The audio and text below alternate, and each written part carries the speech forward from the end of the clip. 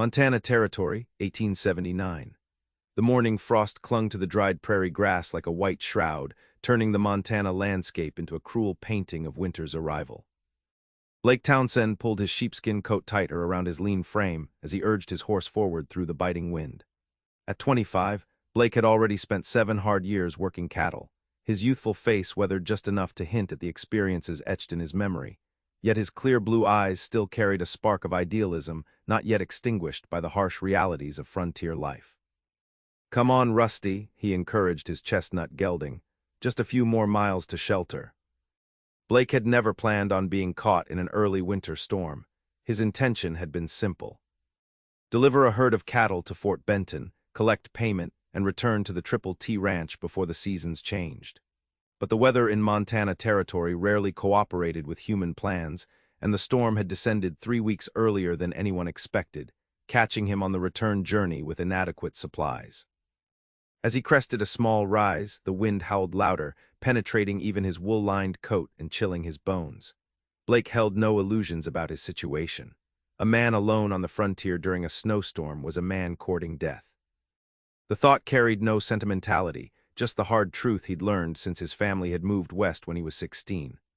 The frontier demanded strength, self-reliance, and above all, the wisdom to know that connection meant vulnerability, and vulnerability meant death. His father's voice echoed in his mind. "A cattleman stands alone, son. The moment you depend on others is the moment you've already lost." Blake had seen the evidence firsthand. His father's business partner absconding with their savings, leaving them nearly destitute. His sister Ruth's fiancé abandoning her when the hardships of frontier life proved too much. His mother succumbing to illness with no doctor within 50 miles to help. The lesson seemed clear. In this untamed land, attachment was a luxury no one could afford. The wind shifted suddenly, carrying a sound that made Blake pull Rusty to a halt. He cocked his head, listening intently. There, a faint cry, almost indistinguishable from the wind's moan. His instincts urged him onward toward the relative safety of the line shack he knew lay 5 miles ahead, but something in that sound hooked into his consciousness. "Damn it all," he muttered, reluctantly turning Rusty toward the source of the cry. Self-preservation might be the frontier's first law, but even Blake couldn't ride past someone in distress without at least investigating. That didn't mean he had to get involved beyond the minimum Christian duty. The cry came again, stronger this time, and Blake followed it to a small gully where the sight before him made him dismount quickly. A small covered wagon lay tilted on its side, one wheel completely shattered. Beside it, a figure in a blue woolen cloak struggled to free something or someone from beneath the wagon's frame. "Hello there." "Need a hand?" Blake called out, approaching cautiously. In the territories, even a seemingly innocent situation could conceal danger. The figure turned, and Blake felt an unexpected jolt as he found himself looking into the most striking green eyes he'd ever seen, set in a face that seemed almost too delicate for the harsh surroundings. A young woman, perhaps 20 or 21, with honey-blonde hair escaping from beneath her hood, stared back at him with equal surprise. "Oh, thank God," she gasped, her voice cultured but strained with exertion. "My driver, he's trapped underneath. The wheel broke on a rock and the wagon overturned. I cannot lift it alone." Blake assessed the situation quickly. The wagon had indeed rolled, pinning what appeared to be an older man beneath it.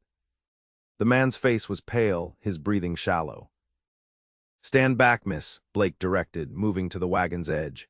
He braced himself against the frame and pushed with all his strength, managing to lift it just enough. "Can you pull him free?" The young woman quickly dragged the unconscious driver from beneath the wagon. Once he was clear, Blake let the wagon settle back into the snow with a grunt. "He's alive," the woman said after checking the man's pulse, "but his leg is broken, and I fear he may have other injuries." Blake knelt beside them, taking in the driver's ashen complexion and the unnatural angle of his left leg. The situation was grave. The driver needed medical attention neither of them could provide in this wilderness.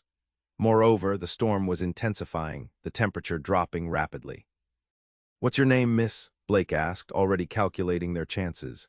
Natalie Daniels," she replied, pulling her cloak tighter. Now that the immediate crisis had passed, Blake noticed she was shivering violently. "I'm Blake Townsend. Where were you headed?" "Helena," she answered, teeth chattering. "I was traveling to meet Mike to visit acquaintances." Blake nodded, noting her hesitation, but having more pressing concerns. The nearest town is 30 miles south. There's a line shack about 5 miles northeast that belongs to my employer's ranch. We need shelter immediately. But Mr. Patterson, she gestured to the driver. We can't move him safely in this condition, Blake said grimly, and we'll all die if we stay here. He looked at the darkening sky, making a difficult decision. I'll take you to the line shack first, get a fire going, then come back for him with a travois I can fashion there. Natalie's eyes widened. Leave him, but... Miss Daniels, we have perhaps an hour before this becomes a full blizzard, Blake interrupted. You're already halfway to freezing and I can't save you both at once. This is our only chance. She looked at him with an expression that suggested she wasn't accustomed to having her wishes contradicted, but after glancing at the unconscious driver and then at the threatening sky, she nodded reluctantly. Very well, Mr. Townsend. But we must hurry back for him. Blake helped her gather a small bag of personal items from the wagon, then covered the driver with blankets and positioned him as protected from the elements as possible. When he lifted Natalie onto Rusty's back, he was struck by how light she felt, how unprepared for frontier hardship her slender frame seemed. He mounted behind her, uncomfortably aware of her body pressed against his as he turned Rusty toward the line shack.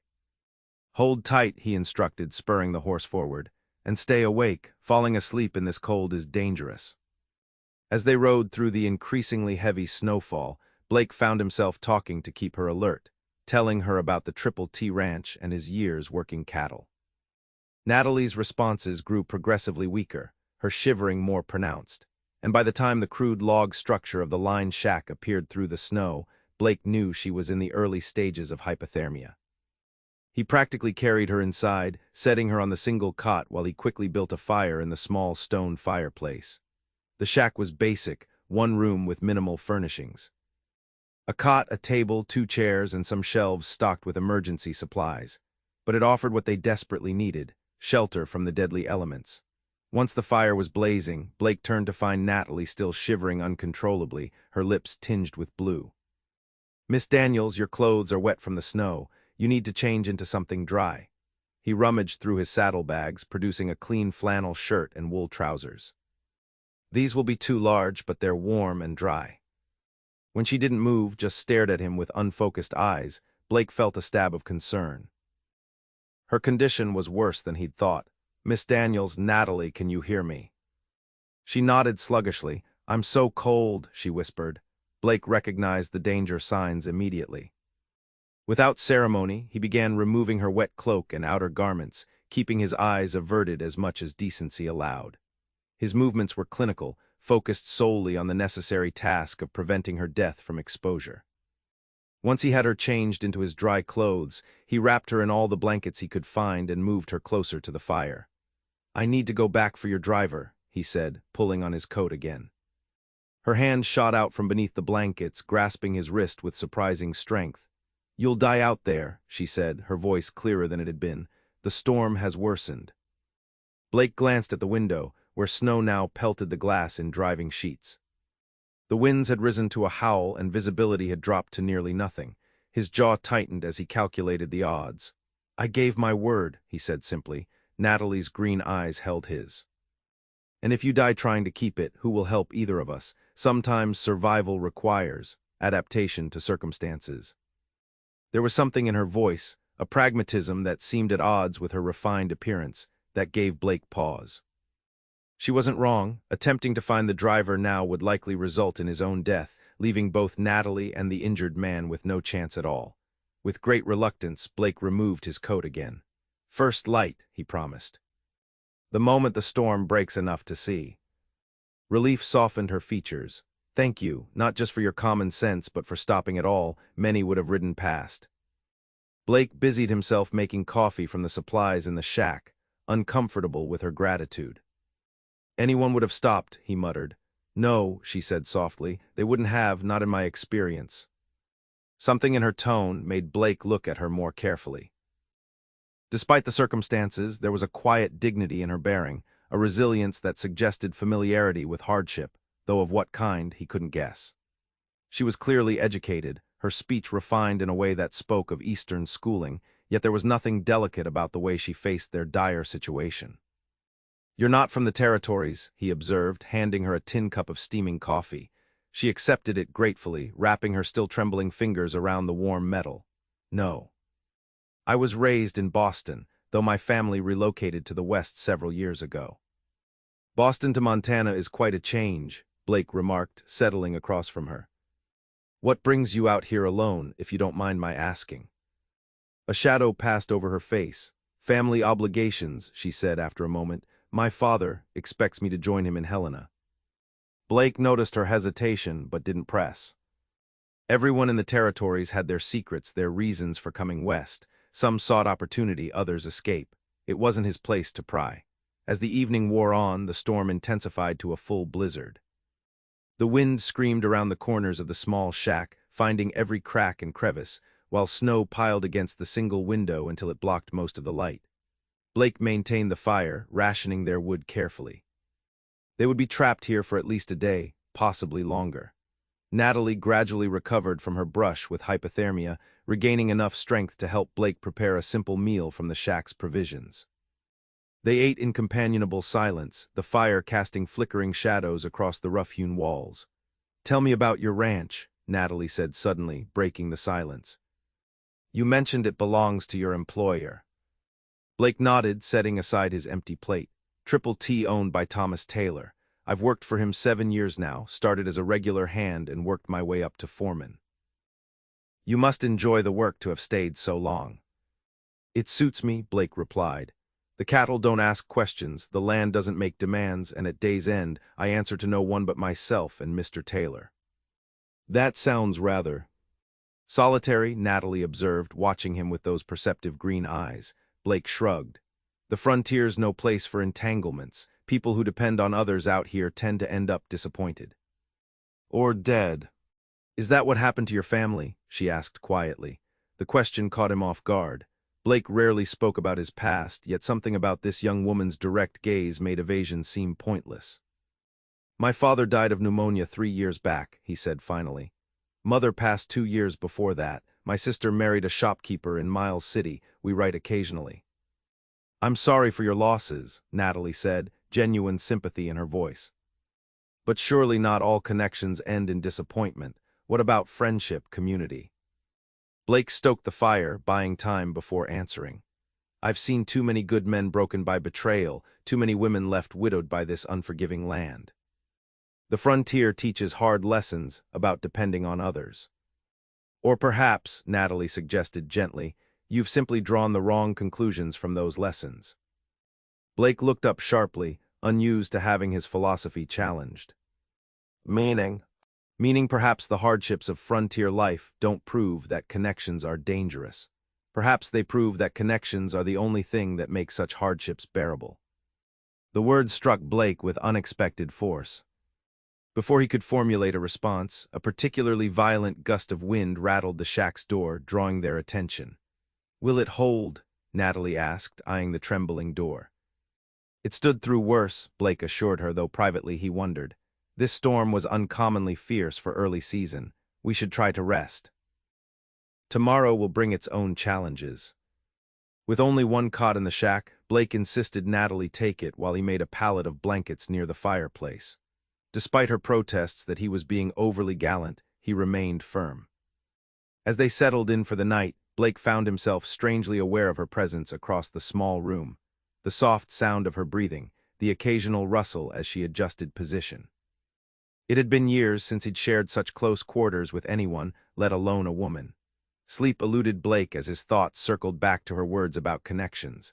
He'd built his life around self-sufficiency, priding himself on needing no one.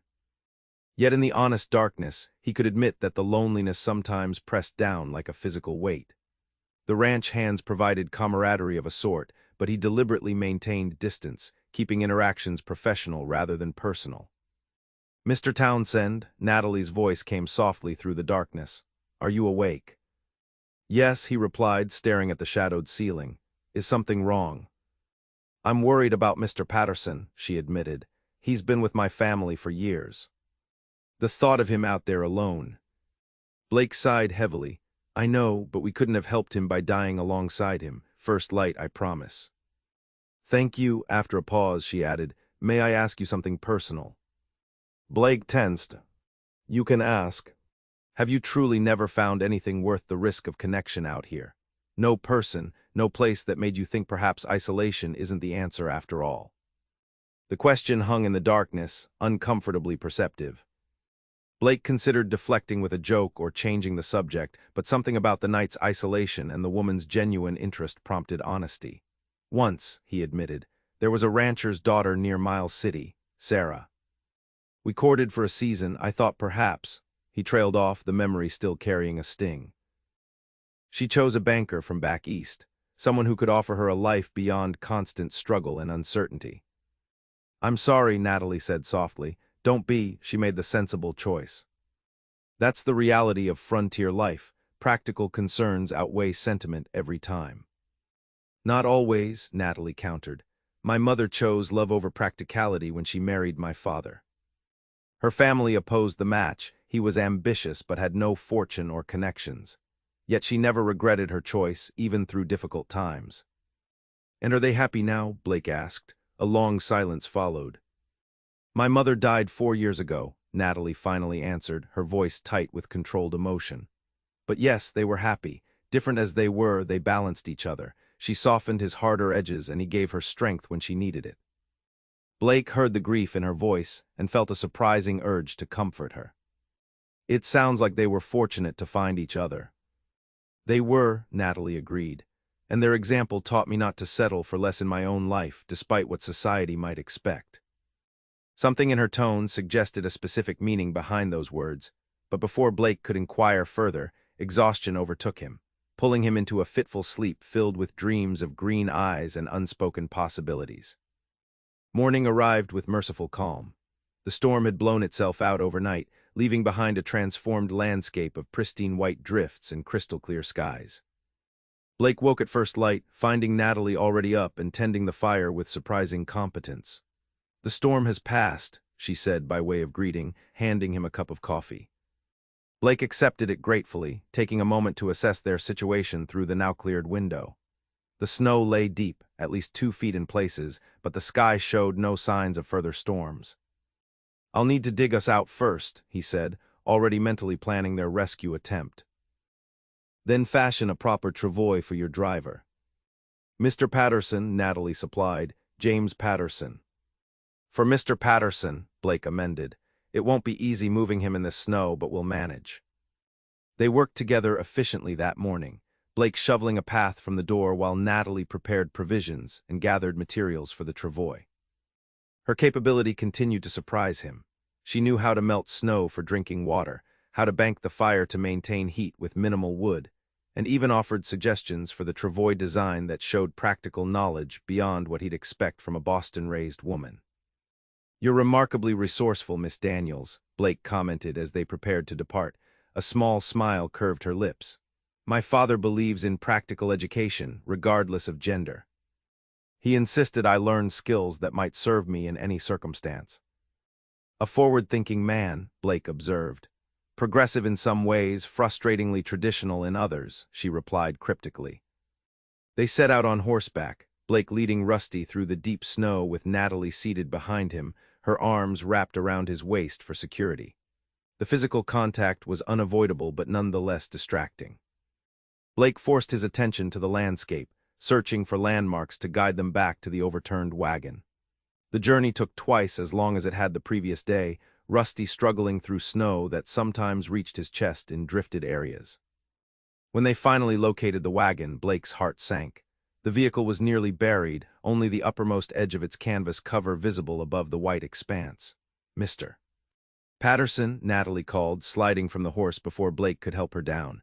She waded through the snow toward the wagon, her face taut with worry. Blake followed quickly, dreading what they might find.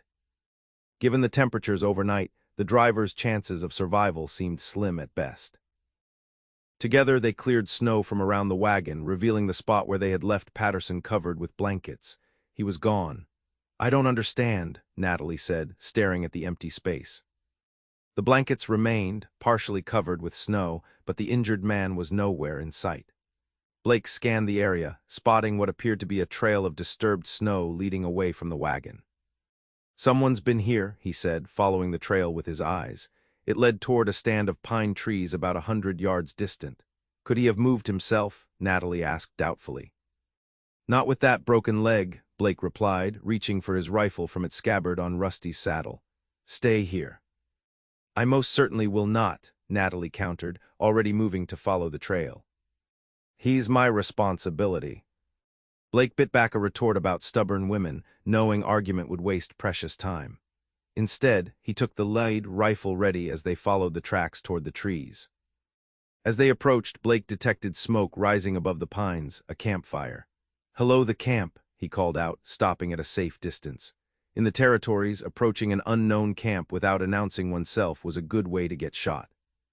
After a moment's silence, a voice responded, "Come ahead, but slow and easy." Blake exchanged glances with Natalie, then proceeded cautiously into the trees. In a small clearing, they found a well-established camp with 2 canvas tents and a fire burning cheerfully. Beside the fire sat 2 men, one elderly with a full white beard, the other middle-aged and wearing the distinctive uniform of a Montana territorial marshal. Between them, lying on a makeshift bed of pine boughs and covered with furs, was James Patterson. "Mr. Patterson," Natalie rushed forward, dropping to her knees beside the injured man. "You're alive." The driver smiled weakly.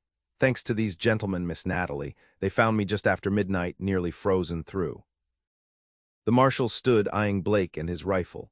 "Marshal Robert Donovan," he introduced himself. "And this is Dr. Franklin Weaver. We were tracking the storm's path, checking for stranded travelers when we came upon your man here." Blake lowered his rifle, relief washing through him. "Blake Townsend, we got caught in the storm yesterday. I took Miss Daniels to shelter and planned to return for Mr. Patterson at first light, but the blizzard made that impossible." Dr. Weaver nodded approvingly. "You made the right choice, young man. Another hour in that cold and we'd have found 3 bodies instead of 1 survivor." He gestured to Patterson's splinted leg. "I've set the brake and given him laudanum for the pain. He'll recover, though he won't be driving any wagons for a few months." Marshal Donovan's attention had shifted to Natalie, his expression changing subtly. "Miss Daniels, did you say?" He studied her face more carefully. "Not by chance related to Governor Daniels?" Blake felt Natalie stiffen beside him before she answered, "He is my father, Marshal." The revelation hit Blake like a physical blow. Governor William Daniels was perhaps the most powerful man in Montana territory, appointed directly by the president himself. And Blake had been sharing a 1-room shack with his daughter, had undressed her when she was half frozen, had treated her as he would any frontier traveler in distress. "Your father has half the territory searching for you, Miss Daniels," the marshal said, his tone now considerably more deferential. "When your escort failed to arrive in Helena yesterday as scheduled, he feared the worst." "I imagine he did," Natalie replied, a hint of resignation in her voice. She glanced at Blake, something apologetic in her expression. "I should have been more forthcoming, Mr. Townsend. I apologize for the deception." Blake found his voice with effort. "No apology necessary, Miss Daniels. Your lineage makes no difference to the situation we faced." But it did make a difference, an enormous one, and they both knew it. Blake suddenly felt acutely aware of his worn clothing, his rough manners, the presumption of equality with which he had treated the daughter of Montana's governor. Marshal Donovan was already making plans. "We'll break camp within the hour. The governor's ranch is only 15 miles from here. We can have you there by evening, Miss Daniels." "And Mr. Patterson?" Natalie asked, still kneeling beside the injured man. "We'll transport him carefully," Dr. Weaver assured her. "I'll personally see to his care at your father's estate." Blake stood awkwardly to the side, suddenly superfluous. His role in this drama had evidently concluded. "If you've no need of my assistance, Marshal, I should be getting back to Triple T. Mr. Taylor will be wondering what delayed me." "Thomas Taylor," the marshal asked. "Good man. Tell him Robert Donovan sends regards." He hesitated, then added, "And I'm sure the governor will want to thank you personally for assisting his daughter, Townsend. Perhaps you could join us." Before Blake could formulate a polite refusal, Natalie spoke up. "Mr. Townsend saved my life, Marshal. I insist he accompany us to my father's ranch so he can be properly thanked." Her tone brooked no argument, carrying the unmistakable authority of someone accustomed to having her wishes fulfilled. Blake recognized that refusing would now appear insulting. "I would be honored," he said stiffly, though the prospect of meeting Governor Daniels filled him with apprehension. The journey to the governor's ranch took longer than expected due to Patterson's condition. They traveled slowly, the injured driver secured on a proper travois pulled by the marshal's sturdy draft horse. Blake rode slightly apart from the group, using the excuse of scouting their path to maintain distance from Natalie. His mind churned with the implications of her identity. No wonder she had seemed so out of place in the wilderness. She was the territory's equivalent of royalty. Blake recalled their conversations in the line shack with growing mortification, especially his blunt philosophizing about frontier life and connection. What must she have thought of his simplistic views? More troubling still was his awareness of his attraction to her. In the space of a day, Natalie Daniels had somehow slipped past defenses he'd spent years constructing. Her intelligence, resilience, and those expressive green eyes had awakened feelings he'd long suppressed. But now reality had reasserted itself with brutal clarity. She was so far above his station that any such feelings were not merely impractical but laughable. By late afternoon, they crested a hill that revealed their destination. Blake drew a sharp breath at the sight. Governor Daniels' ranch was unlike any Blake had ever seen. A sprawling complex of buildings that included a magnificent two-story main house built of quarried stone, several large barns, bunkhouses, and outbuildings, all surrounded by well-maintained fencing that enclosed hundreds of acres of prime grazing land. This wasn't merely a ranch but a statement of power and prosperity. "Impressive, isn't it?" Marshal Donovan commented, noticing Blake's expression. "The governor built it 3 years ago, spared no expense. They say the furniture came all the way from Chicago on special wagons." Blake merely nodded, feeling increasingly out of place. As they approached the main house, activity erupted, ranch hands rushing to take their horses, servants appearing to assist Patterson, and finally, a tall, distinguished man with steel-gray hair and a neatly trimmed beard striding from the house. "Natalie," Governor William Daniels called out, his commanding voice carrying across the yard. "Thank God." Natalie dismounted quickly, hurrying to her father. Their embrace seemed genuinely affectionate, though Blake noted a certain formality in her posture that hadn't been present during their time together. "I'm perfectly fine, Father," she was saying as Blake and the others approached. "Mr. Townsend rescued me before any real harm could befall me." The governor's penetrating gaze shifted to Blake, assessing him with the practiced eye of a man accustomed to making swift judgments about others. "Mr. Townsend," he acknowledged, extending his hand. "It seems I owe you a debt of gratitude." Blake shook the offered hand, conscious of his calloused palm against the governor's smoother one. "No debt, sir. Anyone would have done the same." "Not anyone," the governor contradicted, echoing Natalie's words from the previous night. "Please, all of you, come inside. You must be exhausted." Blake followed reluctantly as servants whisked Patterson away to what the governor assured them was the best guest room, where Dr. Weaver would continue to attend him. Inside, the house exceeded even Blake's expectations. Soaring ceilings, imported furnishings, paintings in gilt frames, and polished wood everywhere. It was as far from the crude line shack as could be imagined, a different world entirely. "Refreshments in the study," Governor Daniels directed a hovering servant, then turned to his guests. "Marshal, Doctor, Mr. Townsend, please join me." "Natalie, perhaps you'd like to change first." Natalie hesitated, glancing at Blake. "Actually, Father, I'd like to hear Mr. Townsend's account of events, with your permission." Something flickered in the governor's expression, surprise, perhaps, or calculation, before he nodded. "Of course, my dear, though those clothes." Blake realized with a start that Natalie was still wearing his flannel shirt and trousers, the sleeves and legs rolled up to accommodate her smaller frame. He felt heat rise in his face as the governor's gaze moved between them, clearly drawing conclusions. "There was no impropriety, sir," Blake said quickly. "Miss Daniels was suffering from exposure. Dry clothing was necessary for survival." "Of course," the governor replied smoothly. "Frontier necessity." "I understand completely." But the way he said it suggested he understood far more than Blake was comfortable with. In the governor's study, a magnificent room lined with books and dominated by a massive oak desk, Blake recounted the events of the previous day, downplaying his own role and emphasizing Natalie's courage and resourcefulness. Marshal Donovan added details about finding Patterson and their subsequent journey to the ranch. Throughout the conversation, Blake was acutely aware of Natalie watching him. She had declined her father's suggestion to change clothes, instead sitting quietly in a leather armchair, those borrowed garments a conspicuous reminder of their shared ordeal. "It seems we have much to be grateful for," Governor Daniels concluded when Blake finished his account. "Mr. Townsend, your quick thinking and bravery saved my daughter's life." "How can I repay such a debt?" "There's no debt to repay, Governor," Blake insisted. "I did what any man would do." "Nevertheless," the governor persisted, "I would like to show my appreciation. Perhaps a position here at Daniels Ranch. We could use a man with your experience and character." The offer was generous, more than generous given the prestige and comfort of working for the governor, yet Blake found himself hesitating.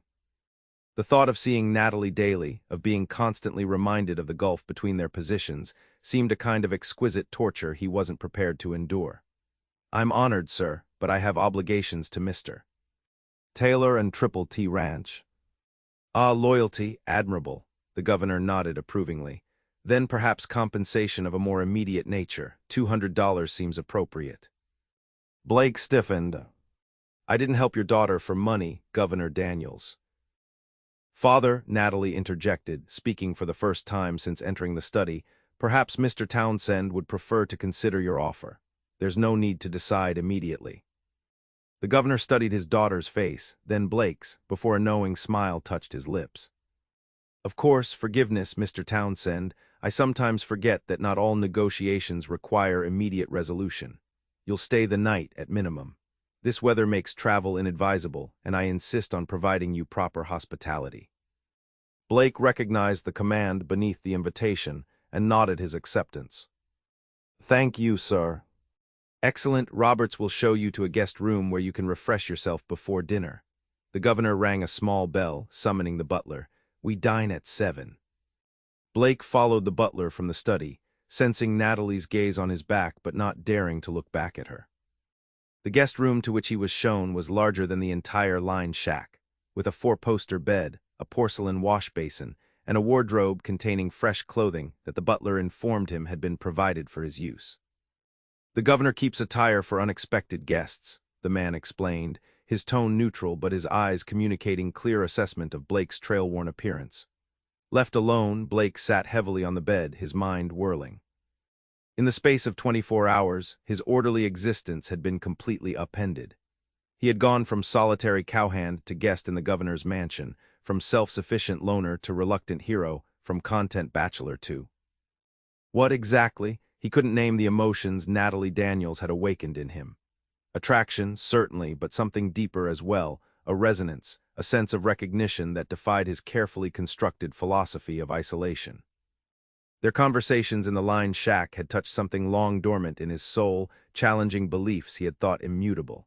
But what could possibly come of such feelings? She was the governor's daughter, educated in Boston, accustomed to luxury and refinement. He was a ranch foreman with calloused hands and limited prospects. The story wrote itself, and the ending wasn't happy for the cowboy. Blake washed, changed into the borrowed clothes, which fit surprisingly well, and steeled himself for an evening of discomfort. Dinner would be an exercise in navigating social waters far deeper than any he had experience with. He would be polite, express appropriate gratitude for the governor's hospitality, and take his leave at first light. Whatever brief connection he had felt with Natalie Daniels would remain exactly that, brief, impossible, and best forgotten. The governor's dining room reflected the same opulence as the rest of the house. A massive mahogany table set with silver and fine china, crystal glasses that caught the light from a chandelier Blake suspected had been imported from Europe. Marshal Donovan and Dr. Weaver were already seated when Blake arrived, both men similarly refreshed and now dressed in clean clothing. "Ah, Townsend," the governor greeted him, rising from the head of the table. "Just in time. We were about to send a search party." Blake apologized for his tardiness, then froze as Natalie entered the room. Gone was the trail-worn young woman in borrowed men's clothing. In her place stood a vision of elegance in a deep blue dinner dress that complemented her fair coloring perfectly. Her honey blonde hair was arranged in a sophisticated style that emphasized the graceful line of her neck, and a simple pearl necklace adorned her throat. She met his gaze across the room, a slight flush coloring her cheeks at his obvious admiration. Blake quickly averted his eyes, moving to the empty chair the butler indicated, directly across from Natalie. The seating guaranteed he would have no choice but to look at her throughout the meal. Governor Daniels dominated the dinner conversation, discussing territorial politics with the marshal and occasionally drawing Dr. Weaver into medical discussions. Blake contributed little, answering direct questions politely but briefly. Across from him, Natalie remained similarly quiet, though Blake often felt her gaze upon him when he looked elsewhere. "Mr. Townsend," the governor said suddenly, redirecting the conversation, "I understand from Natalie that you've worked at Triple T Ranch for 7 years. Quite a tenure in these parts, where most cowhands drift from season to season." "Yes, sir," Blake replied. "Mr. Taylor runs a good operation, treats his men fairly." "And your ambitions? Surely a man of your capabilities has aspirations beyond remaining a ranch hand indefinitely." Blake shifted uncomfortably, aware of Natalie's interest in his answer. "I'm foreman now, sir. It's a position of responsibility I take pride in. As for the future," he hesitated, "I've saved most of my wages. Perhaps someday I'll have enough to start a small spread of my own." "Admirable," the governor nodded. "Self-reliance is the cornerstone of Western expansion, though I've observed that the most successful ranchers understand the value of strategic alliances." There was something pointed about the comment that Blake couldn't quite decipher. Before he could respond, Natalie spoke. "Father believes that no man is truly self-made," she explained, her eyes on Blake. "That success in the territories requires community and connection." Blake recognized his own words from their fireside conversation, reflected back at him. "I'm beginning to see the wisdom in that perspective," he admitted, holding her gaze for a moment longer than was perhaps appropriate. The governor watched this exchange with shrewd interest. "Indeed. Take my own situation, appointed governor not merely because of personal merit, but because of relationships cultivated over many years. My marriage to Natalie's mother, for instance, connected me to influential Boston families that proved instrumental in my political advancement." "Father," Natalie interjected, a warning note in her voice. Governor Daniels smiled benignly. "Merely illustrating a point, my dear." He turned back to Blake. "Which brings me to a matter of some delicacy. You see, Mr. Townsend, Natalie's presence in Montana was not merely a social visit. She has returned from Boston to fulfill certain obligations." Blake felt a cold certainty settle in his stomach. Of course, a woman of Natalie's position would have obligations, arrangements, expectations. "Father, please," Natalie said, more forcefully now. "This is hardly appropriate dinner conversation." "On the contrary," the governor countered smoothly, "given recent events, I believe transparency serves everyone's interests." He addressed Blake directly again. "My daughter is engaged to be married, Mr. Townsend, to Senator Harrison Whitfield's son, James. The arrangement will solidify important political alliances between Montana Territory and Washington." Each word felt like a physical blow. Blake maintained his expression through sheer force of will, though he couldn't prevent his hands from tightening around his silverware. "Congratulations," he managed, not looking at Natalie. "Senator Whitfield's son is a fortunate man." "I am not engaged, Father," Natalie said, her voice tight with controlled anger. "No formal agreement exists despite your arrangements with Senator Whitfield." An uncomfortable silence fell over the table. Marshal Donovan and Dr. Weaver exchanged glances, clearly wishing themselves elsewhere. Governor Daniels sighed. "Natalie, we've discussed this matter exhaustively. The alliance with the Whitfields is crucial to Montana's bid for statehood. James is a fine young man from an excellent family." "A fine young man I've met exactly twice," Natalie replied evenly. "A man whose primary interest in me appears to be my father's political connections."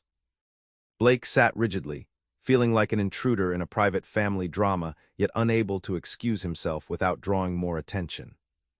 Across from him, Natalie's cheeks were flushed with emotion, her green eyes bright with conviction. Perhaps, Dr. Weaver suggested diplomatically, this discussion might be better continued in private.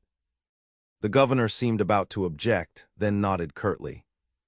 You're quite right, Doctor. My apologies to all for introducing such a contentious topic at dinner. He signaled the butler, who immediately appeared with dessert. The remainder of the meal passed in strained conversation about safer topics: the unusual early winter weather, the progress of the Northern Pacific Railroad, the quality of this year's cattle herds.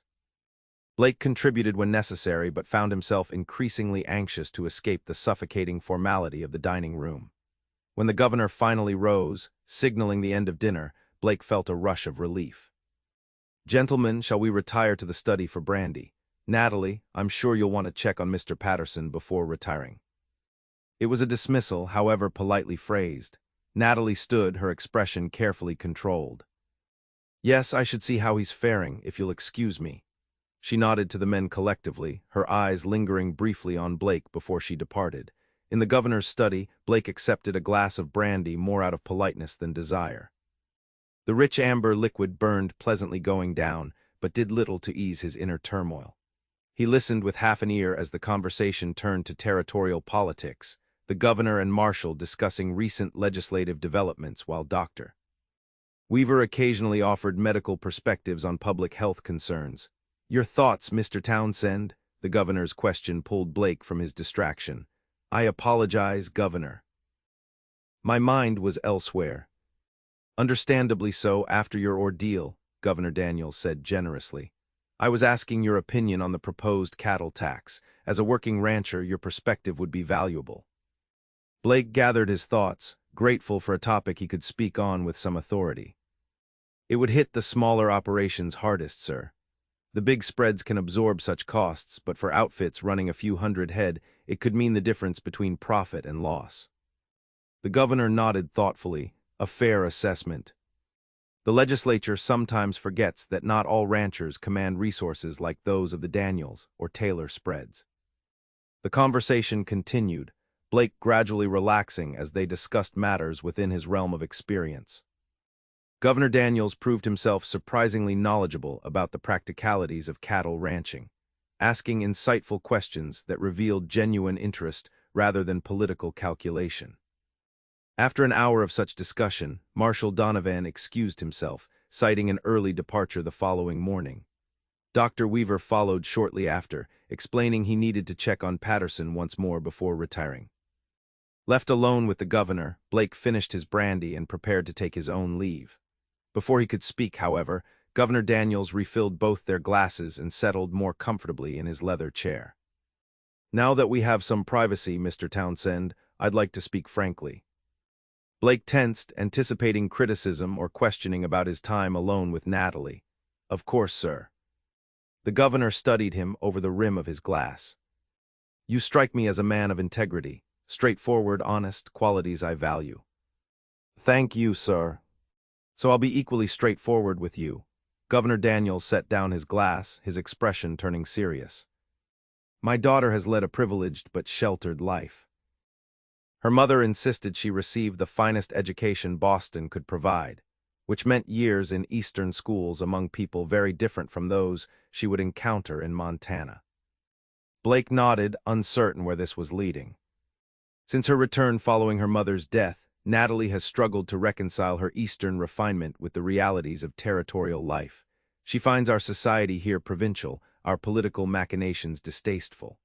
The governor's lips quirked in a humorless smile. She has her mother's idealism and my stubbornness, a challenging combination. Miss Daniels struck me as both practical and adaptable, Blake offered cautiously. Indeed. But also willful and occasionally naive about certain political necessities. Governor Daniels leaned forward. The arrangement with the Whitfields isn't merely a father's ambition for his daughter. It represents a crucial alliance that could accelerate Montana's path to statehood by years. Blake maintained a neutral expression, though internally he questioned what this had to do with him. As if reading his thoughts, the governor continued, I mention this because I observed certain dynamics between you and my daughter at dinner. Your shared ordeal has clearly created a bond of sorts. Blake felt heat rise in his face. Governor Daniels, I assure you. The older man held up a hand. No assurances necessary, Mr. Townsend. I understand completely.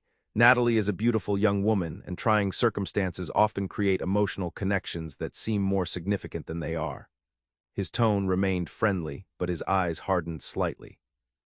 However, I would be remiss as a father if I didn't clarify certain realities. Here it comes, Blake thought, the reminder of his place. Natalie's future lies in Washington society, Mr. Townsend, as the wife of a man positioned to become one of the nation's political leaders. James Whitfield represents opportunity not merely for our family, but for all of Montana Territory. His father chairs the Senate Committee on Territories, the very committee that will determine when Montana is ready for statehood. The message couldn't have been clearer had it been written in foot-high letters. Blake nodded stiffly. I understand completely, Governor. You needn't worry about any inappropriate attention from me toward Miss Daniels. Governor Daniels smiled, seemingly satisfied. I didn't think I would. You strike me as a man who recognizes practical realities. He raised his glass. To Montana's future. Blake dutifully raised his own glass, though the brandy now tasted bitter on his tongue. To Montana's future. After a few more minutes of conversation, Blake excused himself, pleading exhaustion from their journey. The governor didn't object, merely reminded him that breakfast would be served at 7, and a fresh horse would be provided for his return to Triple T afterward. In the corridor outside the study, Blake paused, momentarily disoriented in the unfamiliar house. As he hesitated, a door opened further down the hallway, and Natalie stepped out, now dressed in a simpler evening gown. Their eyes met across the distance, and after a moment's hesitation, she approached him. Mr. Townsend, she said quietly, I hope to speak with you before you retired. Blake glanced nervously toward the study door. Miss Daniels, I'm not certain that's wise. Please, she said, gesturing toward a small sitting room nearby. Just for a moment. Against his better judgment, Blake followed her into the room, a cozy space with a small fireplace and several comfortable chairs. Natalie closed the door partially behind them, leaving it open enough to maintain propriety, but providing some privacy from passing servants. I wanted to apologize for my father's behavior at dinner, she began, standing near the fireplace. His comments about James Whitfield were inappropriate and presumptuous. Blake maintained a careful distance between them. No apology necessary, Miss Daniels. Family matters are private concerns. Not when they're announced at dinner specifically to send you a message, Natalie countered, a flash of anger in her eyes. My father can be remarkably transparent in his manipulations when he chooses. Blake said nothing, unwilling to criticize the governor in his own home. Natalie sighed, her expression softening. I also wanted to thank you properly, without my father's political overlay. You saved my life, Mr. Townsend. I will never forget that. Anyone would have done the same, Blake repeated his earlier assertion, though the words felt hollow even to his own ears. We both know that's not true, Natalie said softly. You risked your life for a stranger in a snowstorm. That speaks to your character. Blake shifted uncomfortably under her direct gaze. Miss Daniels. Natalie, she corrected.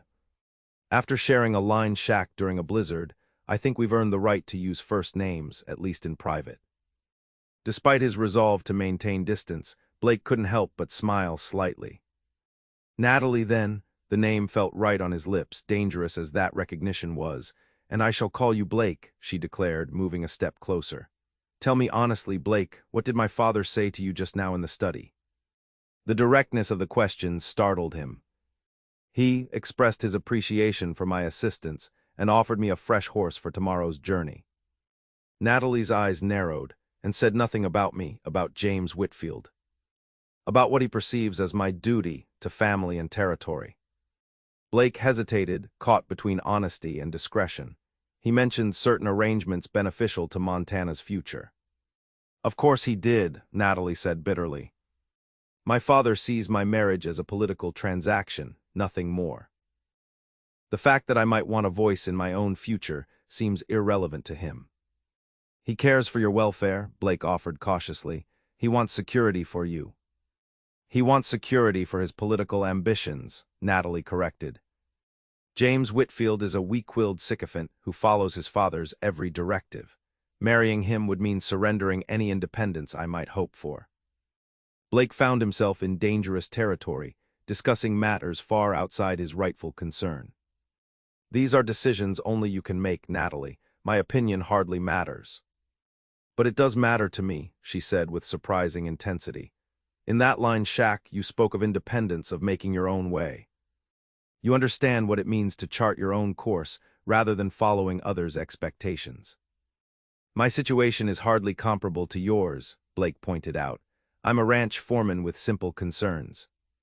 You're the governor's daughter with responsibilities I can barely comprehend. Responsibilities I never asked for, Natalie replied. Expectations placed upon me simply because of an accident of birth. She moved closer still, close enough that Blake could detect the faint scent of lavender. In that shack for those hours, I was simply Natalie, not the governor's daughter, not a political pawn. Do you know how rarely that happens in my life? Blake took a step back, maintaining distance between them. Natalie, whatever connection we felt during that time, it was born of unusual circumstances. In the normal course of things, our paths would never have crossed. And that makes it less real, she challenged. Less meaningful. It makes it impractical, Blake said firmly, drawing on the governor's own word. Your father made it very clear your future lies in Washington with James Whitfield. My future is here in Montana, working cattle. Natalie's expression hardened. So you agree with him? You think I should simply accept the role assigned to me without question? I think, Blake said carefully, that you have opportunities and responsibilities I can't fully understand, and that whatever momentary connection we shared shouldn't complicate decisions that affect your entire future. Hurt flashed across Natalie's face before she composed herself. I see, thank you for your candor, Mr. Townsend. The return to formality felt like a door closing. I won't keep you any longer. Blake knew he should be relieved that she had accepted his withdrawal so readily, yet he felt only a hollow ache. Natalie, Good night, she interrupted, moving past him toward the door. Safe journey tomorrow. Blake watched her leave, knowing he had said exactly what he should have, what honor and propriety demanded. The governor was right. Practical realities couldn't be ignored. Natalie Daniels belonged to a world he could never enter, and the sooner they both accepted that truth, the better. So why did doing the right thing feel so wrong? Morning arrived with a heavy frost that coated the windows of Blake's guest room in delicate patterns of ice. He rose early, dressed in his own clothes, now cleaned and pressed by the governor's staff, and packed his few belongings.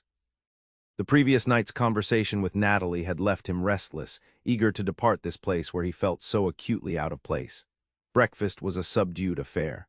The governor presided with practiced affability, discussing the day's weather and complimenting the cook's efforts. Marshal Donovan and Dr. Weaver had already departed, leaving only Blake and Natalie at the table. She spoke little, responding to her father's questions with minimal politeness while avoiding direct interaction with Blake. Mr. Townsend, Governor Daniels said as breakfast concluded, I've instructed Roberts to prepare one of our best horses for your journey, and I insist you accept this as a token of my appreciation. He slid a small envelope across the table. Blake reluctantly picked it up, finding it contained several bills. Governor, I've already explained. It's not payment for rescuing Natalie, the governor interrupted smoothly. Consider it compensation for the personal items you lost due to the storm. Your horse was recovered, but I understand your saddlebags contain provisions and supplies that are now ruined. Put that way, Blake found it difficult to refuse without appearing ungrateful or proud. He nodded stiffly. Thank you, sir. Excellent, the governor turned to Natalie. My dear, perhaps you'd like to show Mr. Townsend to the stables. I have correspondence to attend to before Senator Whitfield's arrival this afternoon. Natalie's head jerked up, surprise evident in her expression. Senator Whitfield is coming here, today. You didn't mention this.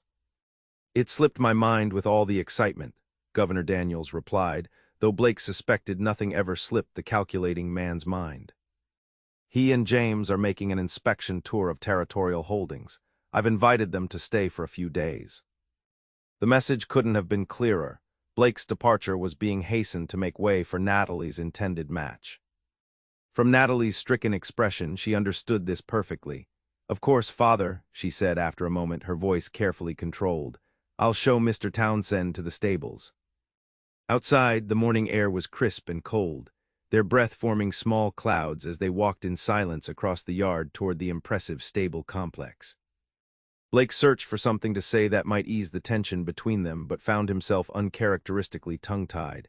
It was Natalie who finally broke the silence. "I apologize for my behavior last night," she said quietly. "You were right to maintain proper boundaries. The situation was unusual." Blake glanced at her, surprised by the concession. "No apology necessary." "Nevertheless, I offer it." She kept her eyes forward, her profile delicate against the backdrop of snow-covered mountains. "You've been nothing but honorable throughout our acquaintance, and I repaid that honor with inappropriate presumption." "Natalie," Blake began, then corrected himself. "Miss Daniels." "Please," she interrupted, "let's not retreat to formality now, not in our final minutes." Blake nodded, feeling something twist in his chest at her words. "Natalie, then."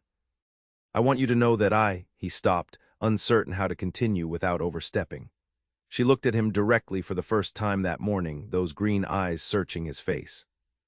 "Yes. I value the time we spent together," Blake said carefully. "Our conversations, they've given me much to consider about my own beliefs, about connection and isolation." A small smile touched her lips. "I'm glad. Perhaps we both learned something unexpected from our ordeal." They reached the stables, where a groom waited with a handsome bay gelding, already saddled and equipped with fresh saddlebags. Blake recognized the quality of the horse immediately, worth at least twice what he earned in a year at Triple T. "This is too generous," he protested. "Father is never generous without purpose," Natalie replied softly. "Consider what messages this gesture might convey." Blake understood immediately. The horse represented both gratitude and dismissal, a way of saying thank you while simultaneously sending him on his way permanently. It was a gesture meant to close their unexpected chapter definitively. The groom handed Blake the reins, then discreetly retreated to give them a moment of privacy. Blake checked the saddle automatically, more from habit than any doubt about the stable hand's competence. "Will you be happy with him?" The question escaped before Blake could consider its propriety. "With James Whitfield, I mean." Natalie's eyes widened slightly at his directness. "I don't know," she answered honestly. "My father believes happiness follows from practicality and proper arrangements. My mother believed it came from following one's heart." She paused. "I'm still determining which perspective holds more truth." Blake nodded, recognizing he had no right to press further. "I hope you find the answer that brings you peace." He mounted the bay, feeling the animal's strength beneath him. "Thank your father again for his hospitality." "I will." She stepped back, a proper distance between them now. "Safe journey, Blake Townsend." Blake tipped his hat, memorizing her face in that moment, proud, beautiful, touched with a sadness he wished he could erase. "Goodbye, Natalie Daniels." He turned the bay and rode away from the governor's ranch without looking back, knowing that if he did, his resolve might weaken. The path before him was clear. Return to Triple T, resume his duties, and in time, the memory of green eyes and challenging words would fade to a bittersweet recollection of what could never have been. The journey back to Triple T Ranch took the better part of 2 days, giving Blake ample time for unwelcome reflection. The bay proved an excellent mount, sure-footed in the snowy terrain and possessed of remarkable endurance. Like everything associated with Governor Daniels, it represented the best money could buy. By the time the familiar buildings of Triple T came into view, Blake had reached a kind of resignation. His brief encounter with Natalie Daniels would remain exactly that, brief, impossible, and best forgotten. He had a good position at Triple T, the respect of his fellow hands, and a small but growing savings that might someday allow him to purchase land of his own. It was a future to be proud of, practical and attainable, if it suddenly seemed less satisfying than it had a week ago. Well, that was a weakness he would overcome with time and distance. "Townsend," Thomas Taylor called out as Blake rode into the ranch yard. The ranch owner was a barrel-chested man in his 50s, with a shock of white hair and perpetually sun-reddened features. "Thought we'd lost you to that blizzard." Blake dismounted, greeting his employer with genuine respect. "Takes more than a little snow to keep me from getting back, Mr. Taylor." Taylor eyed the bay appreciatively. "Fine animal, trade up along the way, did you?" It's a long story, sir, Blake replied, not eager to recount his adventure just yet. But the cattle money's safe. He patted the saddlebag containing the payment for the Fort Benton delivery. Never doubted it for a minute, Taylor assured him. Come on inside and warm up. Sarah's got stew on, and you look like you could use a hot meal. Blake followed his employer to the main house, modest compared to the governor's mansion, but comfortable and well-maintained. Sarah Taylor, Thomas's wife of 30 years, greeted Blake warmly, exclaiming over his weathered appearance and immediately setting a bowl of venison stew before him. The familiar routine should have been comforting. Instead, Blake found himself acutely aware of how different this homecoming felt compared to his arrival at the governor's ranch. Here, he was respected ranch foreman Blake Townsend. There he had been the out-of-place cowhand who had overstepped his bounds. So, Taylor said once Blake had eaten, let's hear this long story of yours, not like you to be 3 days late returning from Fort Benton. Blake provided a simplified version of events: the early storm, finding Natalie and the injured driver, taking shelter in the line shack, their eventual rescue, and his brief stay at the governor's ranch. He omitted the more personal aspects of his interactions with Natalie, presenting it as a straightforward rescue. Governor Daniels' daughter, Taylor marveled when he finished. That's quite a coincidence, Townsend. Of all the stranded travelers you might have encountered. The Lord works in mysterious ways, Sarah commented, refilling Blake's coffee cup. Just think if you hadn't been delayed at Fort Benton, or if you'd taken the northern route instead. Blake had thought of little else for 2 days. The chain of coincidences that had brought Natalie Daniels into his life seemed almost providential. Yet what purpose could such a meeting serve when their worlds were so irrevocably separate? The governor insisted I accept the horse as thanks, Blake explained, uncomfortable with the implication of special favor. I tried to refuse, but— Refuse a gift from the governor, Taylor interrupted, laughing. That would have been foolish politics, son. William Daniels isn't a man who accepts refusals easily. He studied Blake more carefully. Did he offer you a position at his ranch? Blake startled at the accuracy of the question. How did you know? Because that's how William operates, Taylor replied. He collects capable people the way some men collect fine horses, identifying talent and bringing it under his influence. He paused. Did you accept? No, sir, I told him I had obligations here. Taylor nodded approvingly. Loyalty's a quality I value, Townsend, but don't let it limit your opportunities. The Daniels connection could open doors for you. Blake shifted uncomfortably. I'm content where I am, Mr. Taylor. Are you? Taylor asked shrewdly. You don't seem it. Not since you started telling this tale. Before Blake could respond, Sarah interjected, Thomas, don't badger the boy, he's exhausted from his journey. She patted Blake's shoulder maternally. Get some rest, Blake. Everything seems clearer after a good night's sleep. But sleep proved elusive that night in Blake's familiar bunk in the foreman's quarters. His thoughts kept returning to Natalie, to their conversations beside the line shack's fire, to her challenge of his beliefs about connection, to the hurt in her eyes when he had maintained the distance her father's expectations demanded. By morning, Blake had resigned himself to restless nights and unwelcome memories. He threw himself into ranch work with renewed intensity, as though physical exhaustion might drive out emotional turmoil. For 2 weeks he rose before dawn and worked until well after dusk, supervising the ranch hands, inspecting fences damaged by the storm, and organizing the final preparations for winter. His fellow workers noticed the change, but attributed it to the responsibility he felt for being delayed during his Fort Benton trip. Only Thomas Taylor seemed to suspect there was more to the story, occasionally studying Blake with thoughtful consideration, but refraining from direct questions. Then 16 days after Blake's return to Triple T, a messenger arrived from Helena. The young man, clearly a government courier, delivered a sealed envelope addressed to Blake in elegant handwriting. The ranch hands watched with undisguised curiosity as Blake accepted the letter, his expression carefully neutral despite the sudden pounding of his heart. He waited until evening, alone in his quarters, to open it. Inside was a single sheet of cream-colored stationery, the paper expensive and subtly scented with lavender. Dear Mr. Townsend, I write to inform you that Mr. Patterson has recovered sufficiently to resume limited duties. He asks me to convey his profound gratitude for your assistance during our recent misadventure. He would have written himself, but his injuries make extended writing difficult. My father also wishes me to extend an invitation. Senator Whitfield and his son have concluded their territorial tour and returned to Washington. Before their departure, certain discussions occurred regarding the future governance of Montana Territory. My father believes these discussions may interest you personally and invites you to visit at your earliest convenience to hear more. The Bay Gelding, Athena's Wind, remains your property regardless of whether you accept this invitation. With sincere regard, Natalie Daniels.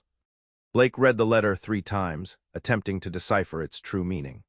The formal language revealed little of Natalie's personal feelings, yet something about the invitation suggested significance beyond mere courtesy.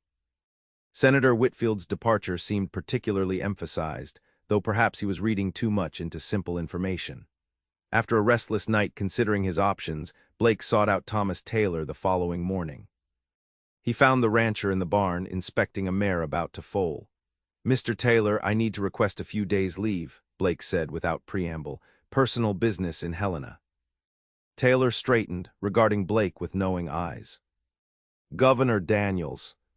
"An invitation to discuss territorial matters," Blake replied, unwilling to elaborate further. Taylor nodded slowly. "Jack Simmons can handle things here for a few days." He paused, then added, "Blake, you're the best foreman I've had in 20 years running this ranch. But I've never seen a man look more torn between duty and desire than you have these past weeks." Blake started to protest, but Taylor held up a hand. "I don't need the details. Just know that a man gets precious few chances at true happiness in this life. When those chances appear, only a fool ignores them out of misplaced obligation." He clapped Blake on the shoulder. "Go to Helena. Settle whatever's eating at you, one way or another." "Thank you, sir," Blake said, genuinely moved by the older man's understanding.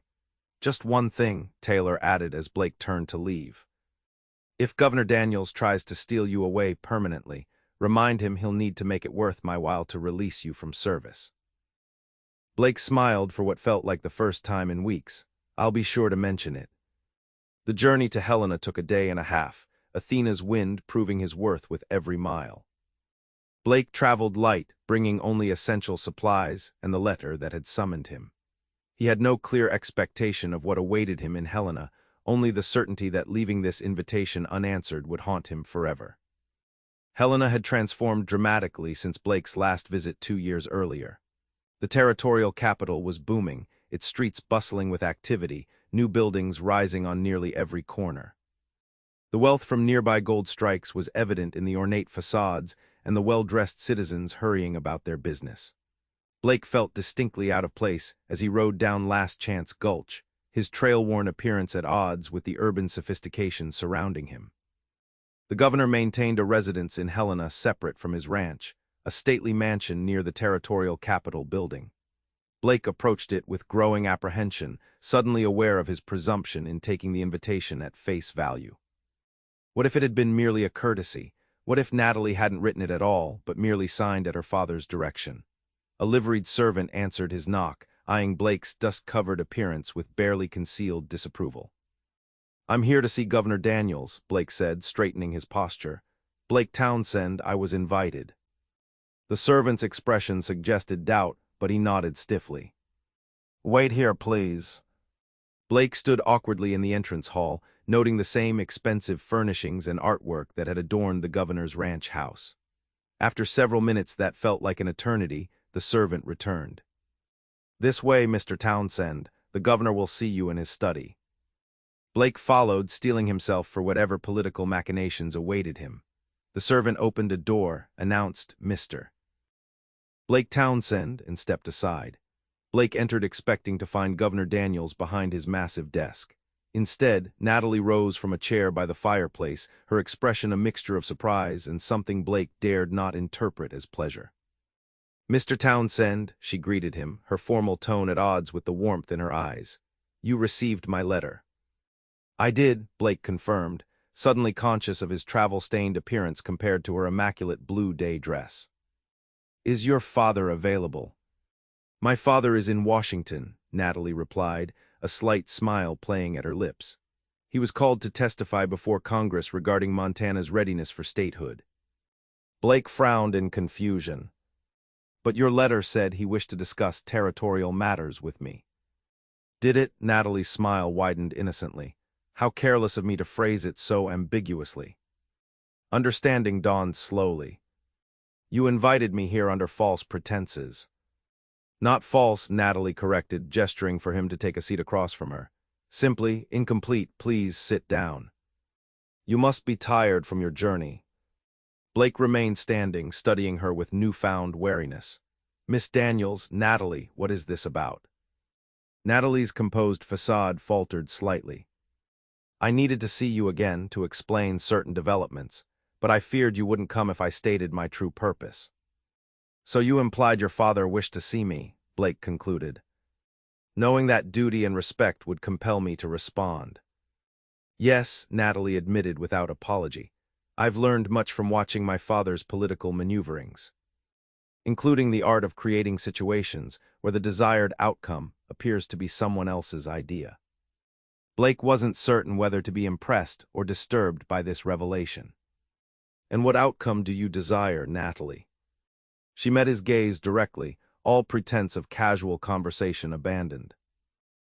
The opportunity to tell you that I am no longer constrained by the expectations you referenced during our last meeting. Blake's heart thudded painfully against his ribs. Meaning, Natalie said deliberately, that the proposed arrangement between myself and James Whitfield has been definitively terminated. Blake sank into the offered chair, processing this information. Your father agreed to this. A flash of something, pride, perhaps, or satisfaction, crossed Natalie's face. Eventually, after I made it abundantly clear that forcing the issue would result in a scandal neither the Daniels nor Whitfield families could afford. You threatened your father? Blake asked incredulously. I negotiated, Natalie corrected. Another skill I've learned from observing him. I simply ensured he understood that my cooperation in certain political matters was contingent upon my autonomy in personal ones. Blake shook his head, impressed despite himself. And Senator Whitfield accepted this change in plans. He had little choice when James himself expressed reluctance, Natalie explained. Apparently, during their visit here, James became enamored with Congressman Evans's daughter. A much more politically advantageous match, as it happens, since Congressman Evans sits on the Appropriations Committee. The pieces aligned in Blake's mind, revealing a political chess game of surprising complexity. So everyone gets what they want, he observed. The senator gains financial influence through his son's new match. Your father maintains his legislative alliance without requiring your sacrifice, and you gain the freedom to choose my own path, Natalie finished. Which brings me to the true purpose of my invitation. Blake waited, hardly daring to breathe as she rose and moved to stand before him, close enough that he could detect that familiar lavender scent.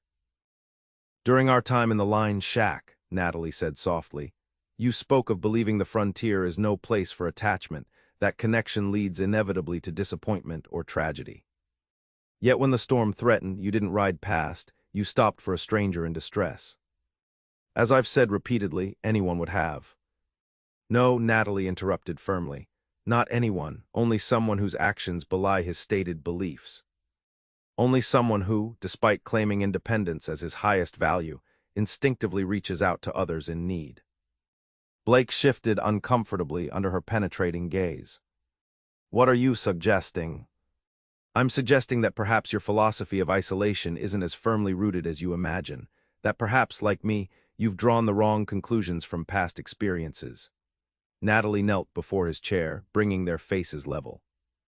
I'm suggesting that when two people find unexpected connection in the harshest circumstances, they should at least explore whether that connection might thrive in more favorable ones. The proximity was intoxicating, her words even more so. Yet Blake fought against the hope rising within him. Natalie, even without James Whitfield, our situations remain vastly different. You're the governor's daughter, educated, refined. I'm a ranch foreman with calloused hands and limited prospects. My father was a clerk with political ambitions when he met my mother, Natalie countered. She was a Boston society daughter with 3 generations of wealth behind her. Their circumstances were no less disparate than ours. "And your father would accept such a parallel?" Blake asked skeptically. A smile touched Natalie's lips. "My father respects strength, determination, and political acumen above all else. In standing up to him regarding James Whitfield, I demonstrated qualities he values more than mere obedience." She reached out, her fingers brushing Blake's hand. "Besides, he already admires you more than he cares to admit." Blake looked down at their hands, hers pale and delicate, his tanned and weathered, such visible evidence of their different worlds. Yet when their fingers intertwined, they fit together with surprising rightness. "I'm not asking for promises or declarations," Natalie said quietly. "Only the chance to discover if what began in that line shack might grow into something meaningful. Without the pressure of a blizzard or my father's expectations." The hope Blake had been suppressing burst free, warming him from within. "And if it does, what then?" "Then we face whatever comes together," Natalie replied simply. "Isn't that what you did when you heard my cry in the storm? Face uncertainty with courage." Blake found himself without further objections, the carefully constructed walls of his philosophy crumbling before the truth in her words and the sincerity in her eyes. He had indeed lived his adult life believing that the frontier demanded isolation, that attachment was a luxury he couldn't afford. Yet his instinctive actions had repeatedly contradicted this belief, stopping for Natalie in the blizzard, risking himself to save Patterson, maintaining loyal bonds with the Taylors. Perhaps it wasn't connection itself that threatened survival on the frontier, but rather the fear of connection, the unwillingness to risk one's heart in a harsh land. "I'd like that chance," Blake said finally, his voice rough with emotion. "To see what might grow between us, without blizzards or political considerations." Natalie's smile bloomed, transforming her face with joy. "Then we shall begin immediately. Starting with dinner, which I've arranged for us this evening at the International Hotel. I believe neutral territory would be appropriate for our first official encounter." Blake laughed, his heart lighter than it had been in weeks. "The International, in these clothes, I'll be thrown out before I reach the dining room." "Fortunately," Natalie replied with a mischievous glint in her eye, "I anticipated this concern. There's a suit waiting for you in the guest room upstairs, a gift from my father to you that was never delivered before your hasty departure from the ranch." Blake raised an eyebrow. "Your father bought me a suit." "He buys appropriate attire for all his potential allies," Natalie explained with a hint of irony. "Though in this case, I may have adjusted the selection to better suit your coloring." The easy confidence with which she had orchestrated their meeting, from the carefully worded letter to the prepared clothing, both impressed and slightly alarmed Blake. Natalie Daniels was clearly her father's daughter, possessed of political instincts and strategic thinking that surpassed his own straightforward approach to life. Yet as he looked into those captivating green eyes, Blake found he didn't mind. Her calculating nature was balanced by genuine warmth, her privileged upbringing tempered by surprising practicality. In the line shack, she had met frontier hardship with resilience and humor. If such a woman believed connection with him worth pursuing, who was he to contradict her?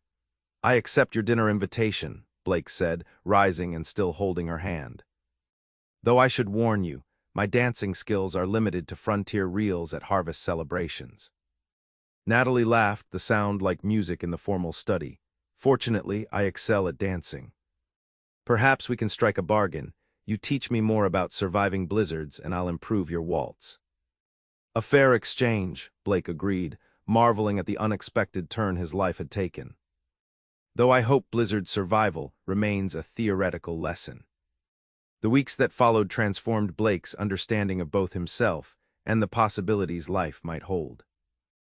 His leave from Triple T extended, with Thomas Taylor's knowing blessing, as he and Natalie explored their connection in more favorable circumstances than a line shack in a blizzard. They dined at Helena's finest restaurants, attended a theatrical performance at the Ming Opera House, and rode together through the hills surrounding the city. Each encounter revealed new facets of compatibility between them, shared values of honesty and direct communication, mutual respect for practical skills, complementary strengths that balanced each other's weaknesses. Natalie introduced Blake to her circle in Helena society. navigating potential awkwardness with graceful determination that brooked no condescension from her peers. Blake, in turn, found himself adapting more easily than expected to social situations he would previously have avoided, discovering that his straightforward manner and authentic frontier experiences were often valued in conversations dominated by political posturing. "You see," Natalie observed one evening as they walked back to the governor's residence after a dinner party, "you navigate society as capably as you navigate cattle trails. Different terrain, same core skills." Blake chuckled, adjusting his borrowed suit jacket. "I'm not certain comparing Helena's elite to cattle is the most diplomatic analogy." "But possibly the most accurate," Natalie countered with a mischievous smile. Both respond well to calm authority and clear direction. Their courtship, for Blake had come to recognize it as such, progressed with surprising naturalness. Natalie's initial strategizing gave way to genuine spontaneity as trust developed between them. Blake found himself sharing stories and feelings he had revealed to no one else. His guilt over his mother's death, his complicated relationship with his father, his deeply buried dreams of building something lasting in this untamed territory. Natalie reciprocated with her own confidences, the pressure of being the governor's only child, her mother's final request that she find happiness on her own terms, her ambivalence about her father's political ambitions versus his personal fulfillment. 3 weeks into this unexpected courtship, Governor Daniels returned from Washington. Blake had been dreading this moment, uncertain how the powerful man would react to finding his carefully orchestrated absence had created space for precisely the connection he had tacitly discouraged. The governor summoned Blake to his study the morning after his return. Blake arrived precisely on time, dressed in the suit Natalie had selected for him, resolved to face whatever came with the same courage he'd face a stampeding herd. "Townsend," Governor Daniels greeted him, rising from behind his desk. "I understand you've been keeping my daughter company during my absence." The neutrality of his tone gave Blake no indication of his true feelings on the matter. "Yes, sir, Miss Daniels was kind enough to show me Helena's attractions." "Indeed," the governor gestured to a chair. "Sit down, Brandy. It's early, but some conversations benefit from lubrication." Blake declined the brandy, but took the offered seat. "Governor Daniels, I want to be transparent about my intentions regarding your daughter." A hint of amusement touched the older man's features. "Do you? How refreshingly direct." "Very well, proceed with this transparency." Blake took a deep breath. "Sir, during my absence I've come to care deeply for Natalie. Her intelligence, her strength of character, and her kindness have affected me profoundly. I realize our situations differ considerably, but with your permission, I would like to continue courting her formally." The governor leaned back in his chair, studying Blake with those penetrating eyes so similar to his daughter's. "And if I withhold that permission?" Blake met his gaze steadily. "Then I would respect your authority as her father, but I would also respectfully suggest you reconsider. Natalie is a woman of remarkable determination. Opposing her wishes directly rarely yields the outcome one hopes for." For a moment, Governor Daniels' expression remained impassive. Then unexpectedly he laughed, a genuine, appreciative sound. "Well said, Townsend, very well said indeed." He rose, moving to a sideboard where he poured himself a brandy despite the early hour. "You know, when Natalie informed me she had terminated the Whitfield arrangement, I was furious. Months of careful political maneuvering, apparently wasted." Blake remained silent, sensing the governor wasn't finished. "But while in Washington, I discovered something unexpected," Daniels continued, swirling the amber liquid in his glass. "Senator Whitfield had been working against Montana's statehood behind the scenes, delaying committee hearings, raising spurious concerns about our territorial governance." He sipped his brandy. "It seems the good senator preferred maintaining control through his territorial oversight, rather than welcoming Montana as an equal state with its own senators to compete with his influence." "And James," Blake asked, "was either complicit or oblivious, neither quality desirable in a son-in-law." Governor Daniels turned to face Blake fully. "Natalie's instincts, it seems, were better than mine in this instance. By rejecting James, she inadvertently protected our family from a political alliance that would have undermined our most important objective." Blake began to see where this conversation was heading. So you're not opposed to her choosing her own path. I'm opposed to foolishness and impracticality, the governor corrected. But I've had 3 weeks to inquire about your activities in Helena, Townsend. Your conduct has been impeccable, respectful, appropriate, mindful of Natalie's reputation. Moreover, Thomas Taylor speaks of you with uncommon praise, and several business associates whom you've encountered at social functions have commented on your intelligence and straightforward manner. Blake struggled to maintain his composure in the face of this unexpected assessment. Thank you, sir. Governor Daniels waved away his thanks. I'm not finished. While you lack certain advantages of birth and education, you possess qualities I value more highly: integrity, work ethic, and adaptability. Montana's future will belong to men who can bridge the gap between frontier values and civic development. He set down his glass decisively. In short, Townsend, I find I am not opposed to your courtship of my daughter, provided it proceeds with appropriate consideration for her position and future prospects. Relief flooded through Blake, quickly followed by caution. May I ask what constitutes appropriate consideration? A shrewd smile crossed the governor's face. You may establish yourself more securely before any formal engagement is announced. I understand from Taylor that you've been saving to purchase land of your own. I have certain properties near Helena that might interest you, available at fair market value, of course. No favors. Blake recognized the offer for what it was, not charity but opportunity, contingent on his own effort and investment. I would be interested in discussing such properties, sir. Excellent. Governor Daniels resumed his seat behind the desk, the personal conversation clearly transitioning to business. There's also the matter of your position. Taylor will be reluctant to lose you, but I believe he might be persuaded if a mutually beneficial arrangement could be structured. Blake frowned slightly. What kind of arrangement? Montana's development requires men who understand both cattle and commerce, Townsend. The Territorial Land Office needs a deputy commissioner with practical ranching experience, someone who can accurately assess grazing claims and water rights. The governor's eyes gleamed with calculation. The position pays 3 times your current salary and would position you advantageously for Montana's transition to statehood. The implications were clear. The governor was offering not merely acceptance of Blake's courtship, but a path toward a future where the disparity between his position and Natalie's would be substantially reduced. It was politically expedient, personally beneficial, and surprisingly thoughtful. I would need to consider such a significant change carefully, Blake said, unwilling to appear too eager despite his internal excitement. Of course, Governor Daniels nodded approvingly. Prudent consideration before major decisions is another quality I value. Take a week, consult with Taylor, examine the properties I've mentioned. He paused, then added with unexpected frankness, and discuss it with Natalie. Her opinion in this matter should carry considerable weight. Blake rose, recognizing the audience was concluding. Thank you, Governor. Your flexibility in this situation is more than I expected. The governor chuckled. Flexibility is the essence of political survival, Townsend. Rigidity leads to breaking. Besides, he added with a surprisingly human smile, my late wife extracted a promise from me that our daughter's happiness would take precedence over political advantage. It's the one promise I've never found a way to circumvent, despite numerous attempts. As Blake departed the governor's study, he found Natalie waiting in the hallway, her expression a mixture of apprehension and hope. Well, she asked quietly, am I to be banished to Boston, or are you to be exiled to the furthest corners of the territory? Blake smiled, taking her hands in his. Neither, it seems. Your father has given his conditional approval to our courtship.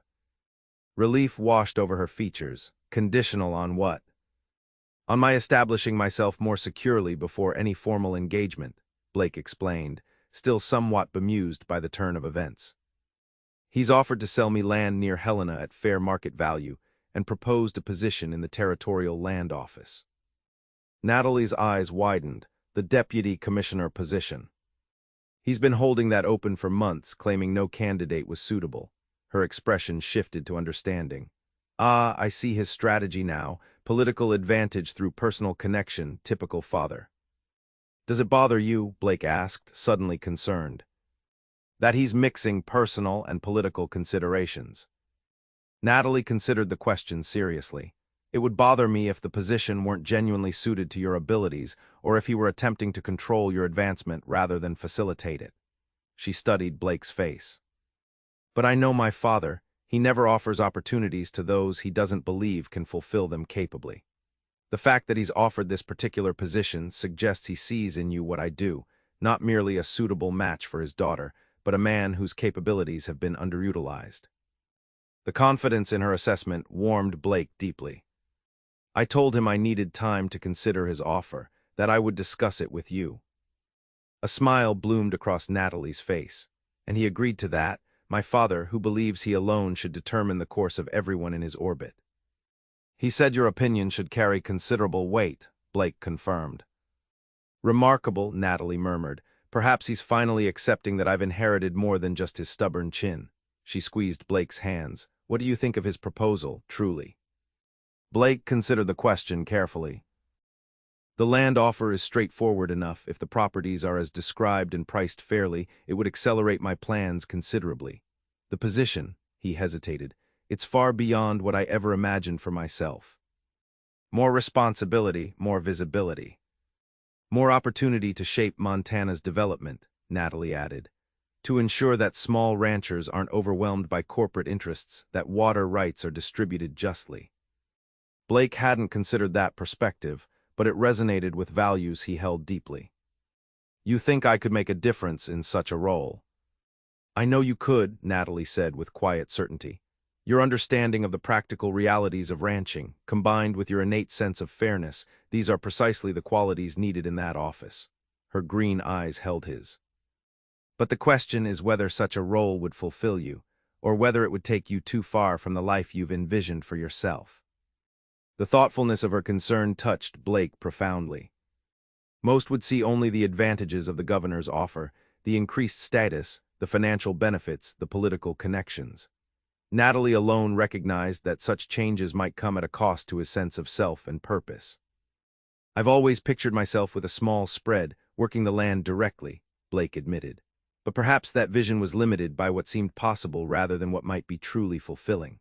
He thought of the frustration he'd felt witnessing large cattle companies encroaching on smaller operations, of the disputes over water rights that had sometimes turned violent for lack of fair arbitration.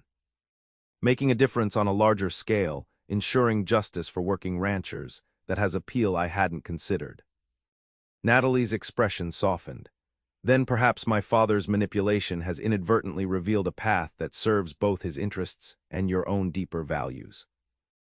She paused, adding with characteristic directness, though we should be clear that accepting his offer doesn't obligate you to any particular outcome regarding us. Your professional decisions and our personal relationship should remain distinct, however much my father might prefer to entangle them. Blake marveled again at her perspicacity. You truly are remarkable, Natalie Daniels.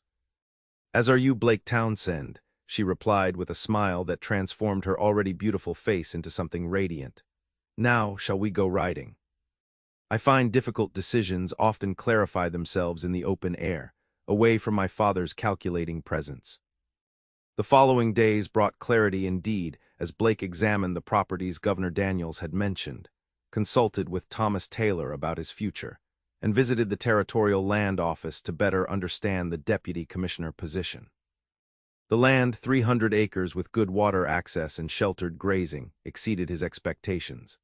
The price, while substantial, was indeed fair given the proximity to Helena and the quality of the improvements already in place, a modest but solid cabin, a small barn, and fenced pastures. Thomas Taylor, rather than expressing disappointment at Blake's potential departure, showed genuine pleasure at his protege's opportunities. I've been waiting for you to spread your wings, Townsend, he admitted during their conversation. You've outgrown foreman work these past 2 years, though you're too loyal to admit it. The land office position, upon closer inspection, offered challenges and responsibilities that appealed to Blake's sense of justice and practical problem-solving. The current commissioner, an elderly lawyer with failing eyesight, made no secret of his relief at the prospect of a deputy with actual ranching experience joining his office. These disputes require someone who's felt the mud between their toes and knows the difference between summer and winter grazing patterns, he told Blake during their meeting. I can handle the legal documents, but I need eyes that have seen the land itself. Through each investigation, each conversation, Natalie remained a supportive presence, offering insights without imposing her preferences, asking thoughtful questions that helped Blake clarify his own thinking. Their relationship deepened through this process, evolving from initial attraction to substantive partnership. 1 week after his meeting with Governor Daniels, Blake made his decision. He would accept both offers, purchasing the land and taking the deputy commissioner position. The combined opportunity would allow him to establish himself securely while contributing meaningfully to Montana's development. When he informed Natalie of his decision during an evening ride along the hills overlooking Helena, her joy was evident but tempered with characteristic thoughtfulness. "You're certain this path feels right to you?" she asked as they paused to watch the sunset painting the valley in gold and crimson. "Not merely expedient for our relationship, but genuinely aligned with your own aspirations." Blake considered the question with the seriousness it deserved. "A month ago I would have said no, that my aspirations extended no further than my own small spread and independence from others' expectations." He gazed out at the sprawling landscape, so full of both promise and conflict. "But something changed during that blizzard, Natalie, not just between us, but in my understanding of what matters most." "And what does matter most?" she asked softly. "Connection," Blake answered simply. "Not just to one person, though that has become precious beyond measure, but to this land and its future. The opportunity to help shape how Montana develops, to ensure that the values of fairness and straight dealing aren't lost as progress comes." He turned to her, finding the words that had been crystallizing within him. "That feels like a purpose worth devoting myself to." Natalie's eyes shimmered with emotion. "I believe you would excel at such a purpose, Blake Townsend, and I would be honored to share that journey with you if you'll have me." Blake dismounted, then helped Natalie down from her horse. Standing together on the hillside with Montana spread before them, he took her hands in his. "Natalie Daniels," he said, his voice rough with feeling, "I came west believing that the frontier demanded isolation, that connection was a liability rather than a strength.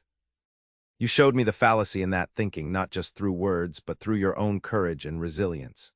He took a deep breath. "I love you, not for your father's position or your education or even your remarkable beauty, but for the person you've revealed yourself to be in both crisis and calm." Tears spilled onto Natalie's cheeks, though her smile never faltered. "I love you too, Blake, for your integrity, your compassion hidden beneath practicality, your willingness to reconsider deeply held beliefs when evidence contradicts them." She squeezed his hands. "You see me as a person, not as the governor's daughter or a political asset. That gift is beyond price." Blake released her hands only to reach into his pocket, withdrawing a small velvet box. "Your father suggested I establish myself before any formal engagement, and practically speaking, he's right, but I find I don't want to wait to declare my intentions." He opened the box, revealing a simple but elegant ring with a single emerald. "This belonged to my grandmother. The stone reminded me of your eyes." Natalie gasped softly, her gaze moving between the ring and Blake's face. "It's beautiful," she whispered. "Natalie Daniels," Blake said formally, "I'm asking for the privilege of building a life with you, not the life your father might have planned, nor the isolated existence I once thought inevitable, but something new we create together. Will you marry me?" "Yes," Natalie answered without hesitation. 1,000 times yes." As Blake slipped the ring onto her finger, then drew her into a tender kiss that deepened with shared passion, he marveled at the journey that had brought them to this moment.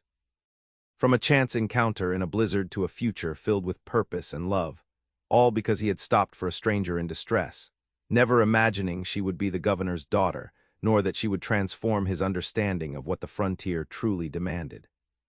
Not isolation but connection, not self-reliance alone but community, not survival merely but a life worth living with someone worth sharing it with.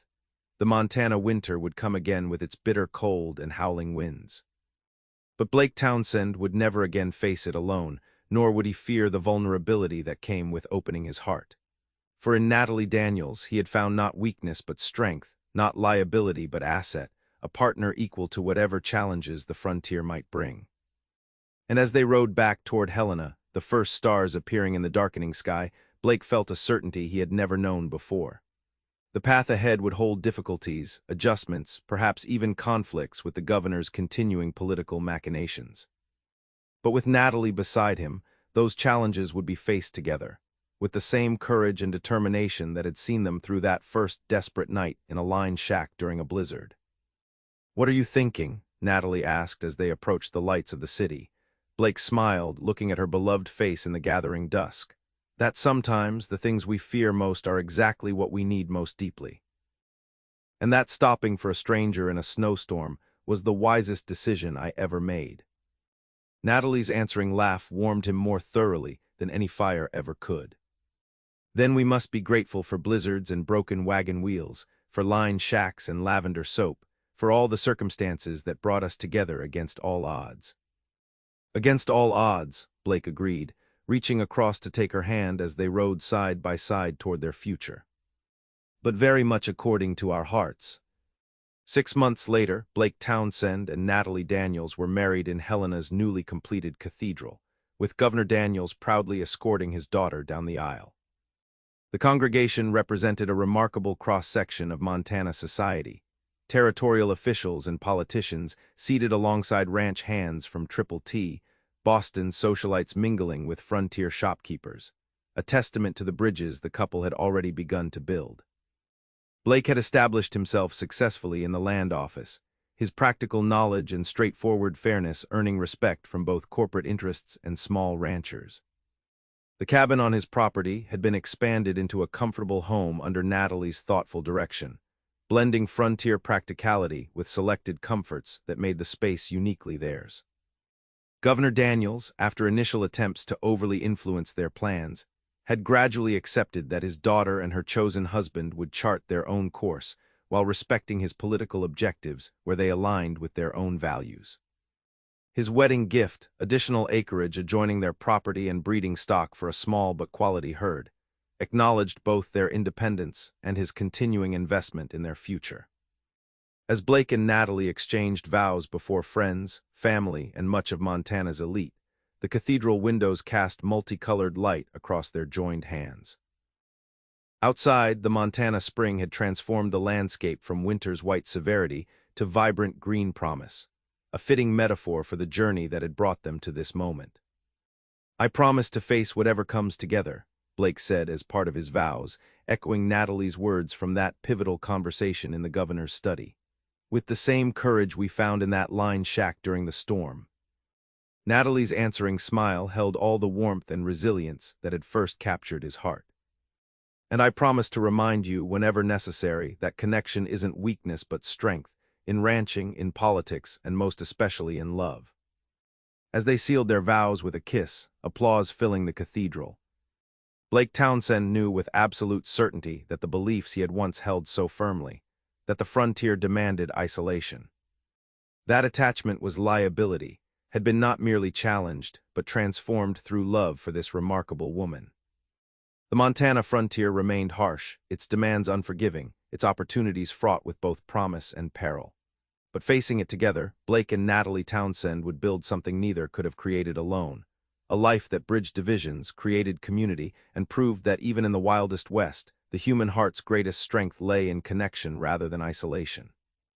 And it had all begun because a cowboy saved a woman from freezing on the trail, not knowing she was the governor's daughter, but discovering she was the love his heart had been waiting for all along.